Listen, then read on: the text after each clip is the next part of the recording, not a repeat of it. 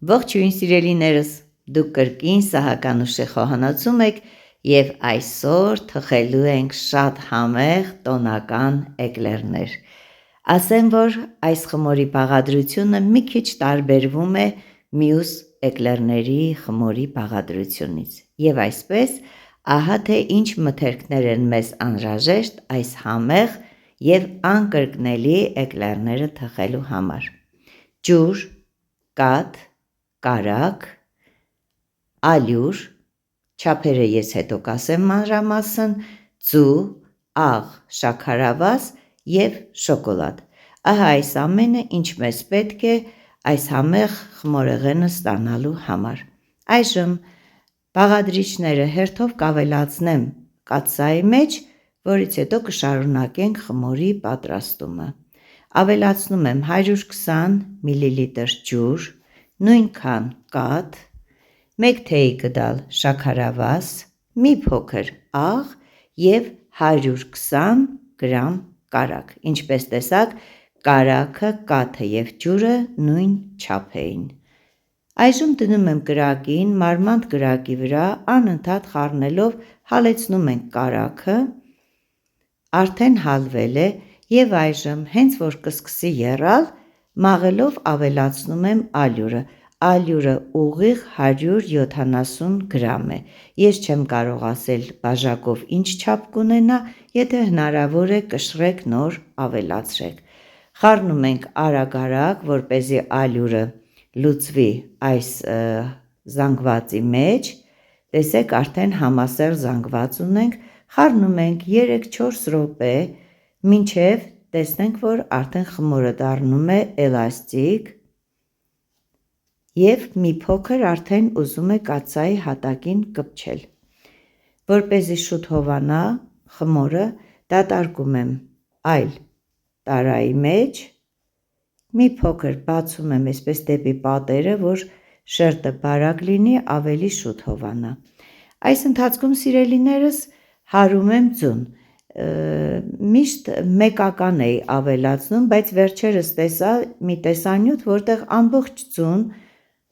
հարում են, հետո քիչ-քիչ ավելացնում, կարծում եմ այդպես ավելի ճիշտ կլինի, ժամանակը ավելի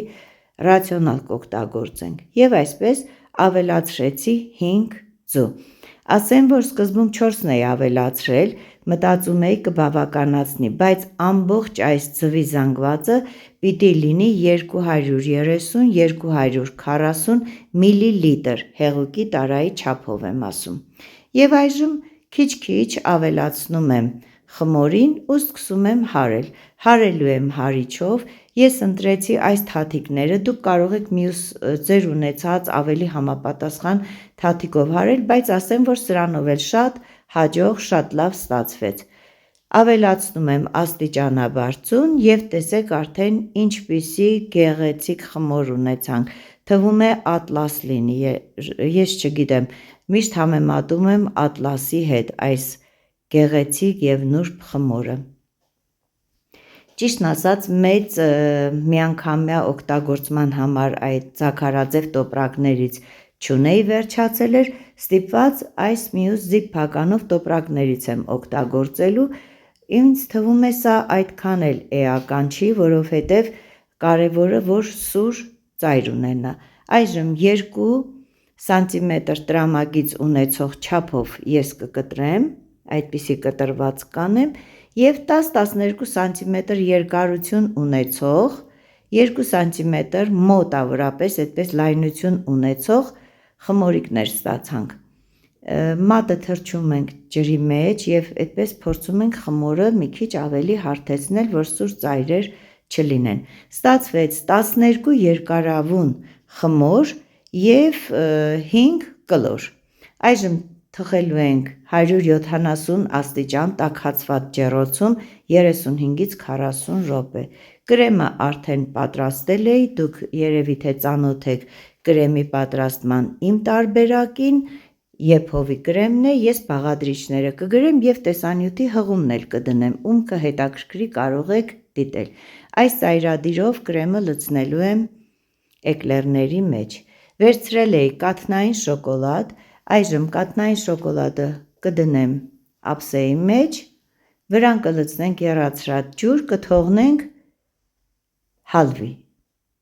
Այսպես ավելի լավ է հալվում, բաղադրությունը չի փոխվում և շատ բարձր ջերմային մշակման չի ենթարկվում։ Չգիտեմ, ինձ դուր է գալիս շոկոլադը հալեցնելու այս տարբերակը։ Ահա և մեր էկլերները պատրաստ են, ինչպես տեսնում եք, մի քանիսը արդեն չկա, 4 երկարավունը և 1 կլորը արդեն մերոնք տարել են։ Մնացածը արդեն հիմա կսկսենք ձևավորել։ Ես կուզենայի, որ դուք լսեիք այս ձայնը։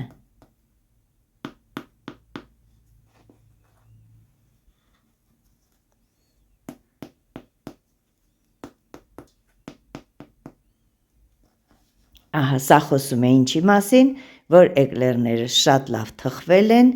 և կեղևը չորացած է։ Իսկ թե ինչպիսի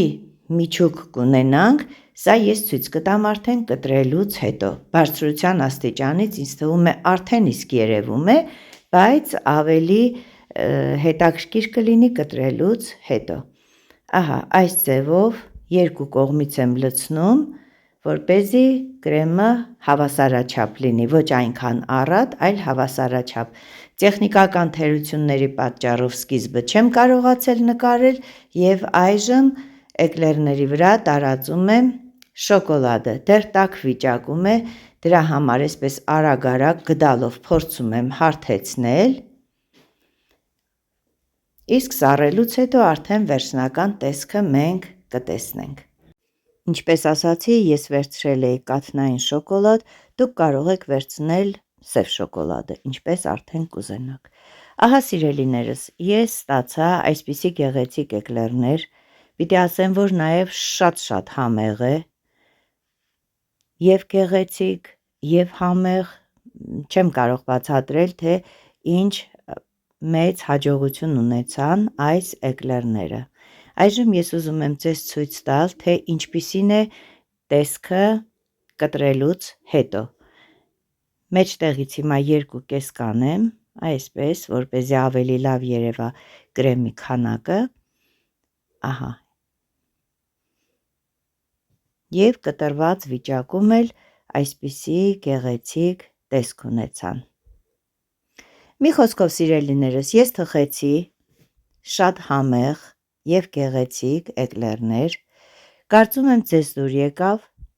եթե հավանեցիք ինքներդ էլ պատրաստեք, նույնիսկ սկսնակները, եթե պահպանեն բաղադրաչափերը, վստահեցնում եմ, որ անպայման կստացվի և վախենալ պետք չէ։ Այսքանը սիրելիներս, ինձ մնում է ձեզ ասել, անչափ շնորհակալ եմ իմ ալիքին հետևելու, ձեր ջերմ ու բարի խոսքերի և ինձ ոգևորող բառերի համար և իհարկե ուզում եմ ասել ցտեսություն, մինչ նոր հանդիպում, կհանդիպենք մեկ այլ տեսանյութում, բարին ընդ ձեզ։